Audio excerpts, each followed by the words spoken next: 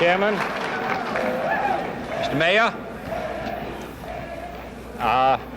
members of Congress, young Democrats and others, ladies and gentlemen. For all I've been reading in the last 3 or 4 or 5 months about the great conservative revival that's sweeping the United States, I thought that perhaps no one was going to show up today. But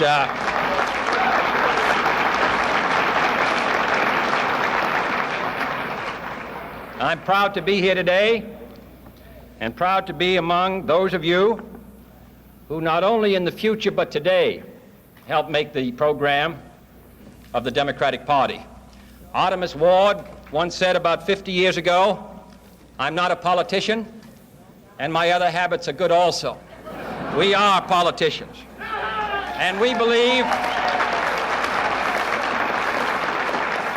in the sense that we recognize that a political party is not an end in itself, but is a means of making progress for the American people. Woodrow Wilson said in 1913, "What use is a political party unless it serves the interests of the people?" What use is either one of our two great political parties if they really represent to those who are active in them only a means of expression and exercise? They are important, they are functional, they will endure only as they contribute to the well-being of the people of this country. And all those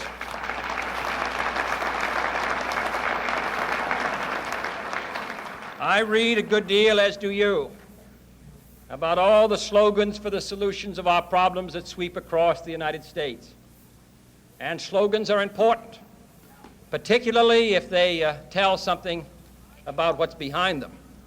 But what I think we must hear from the political leaders of our two parties is not slogans attempting to invoke old memories of self-reliance and all the rest. What we really want to know is, how can the United States maintain its strength, maintain the peace, maintain full employment, improve the life of our people, spread its influence around the world, strengthen the cause of freedom, survive, endure, and prevail?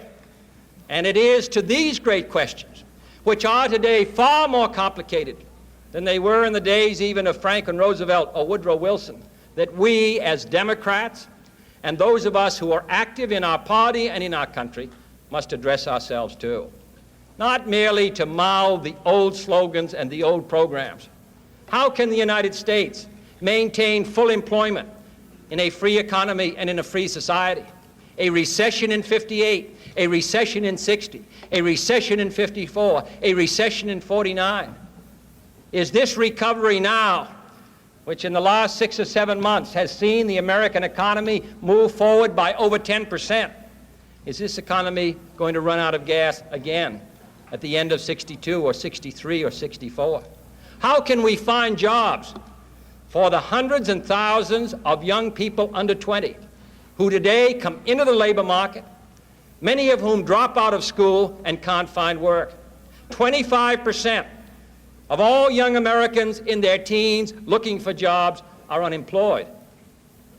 How can we attempt to make it possible in the next 10 years for the 7 million young boys and girls, men and women, who want to find admission to our colleges, when our colleges today are strained finding a place for 3.5 million? How can the United States get richer and more powerful and still prevail and survive when so much of the world is not getting richer but poorer? How can we in this hemisphere, North and South, hold the imagination of the people in this continent and make them feel that political freedom and economic abundance go hand in hand? I think the problems pour upon us, and these are problems that can be met, but I think they can only be met by those who are willing to do the hard work and come up with the hard solutions. And I believe that it's incumbent upon all of us who are interested in our country, all of us who are active in political life, to attempt to come forward, and most of all you, who will be the leaders of this country, who have the longest to look forward to, who will be active over the next 40 years, and who therefore must live with the results of all the judgments that we make today. What is this country and the world going to be like in 1970 and 80 and 90? When we see atomic weapons proliferate around the world, missiles and all the rest, you're going to be living in the most hazardous period, of course, of the human race. Can the peace be maintained? Can our strength be increased? Can the chances of freedom prosper?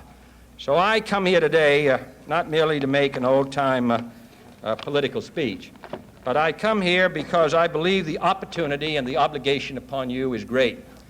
The Democratic Party is the oldest political party in the world, and the reason it's old is because from the time of Jefferson to the present day, the Democratic Party has been realistic enough to recognize the kind of problems which are coming over the horizon in the years ahead, and has had programs and policies to meet them. And if there is anything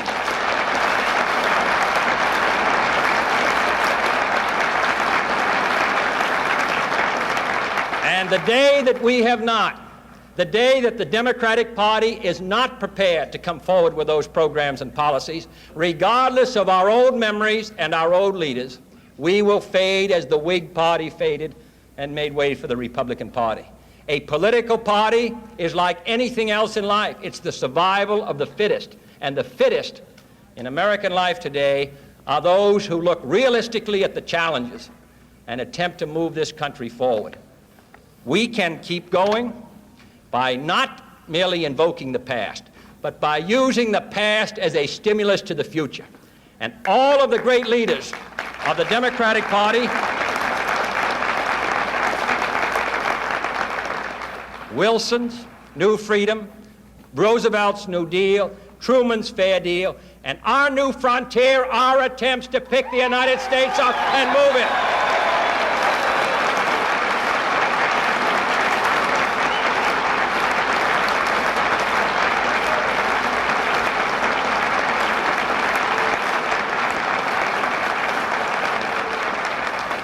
So I come here today asking your help, not for the elections of '62, though I will then, and '64, but in the coming months, so that this session of Congress will be fruitful, so that our country can use the coming months as the leader of the free world to demonstrate that it is the leader in fact as well as in name, and that here in the United States,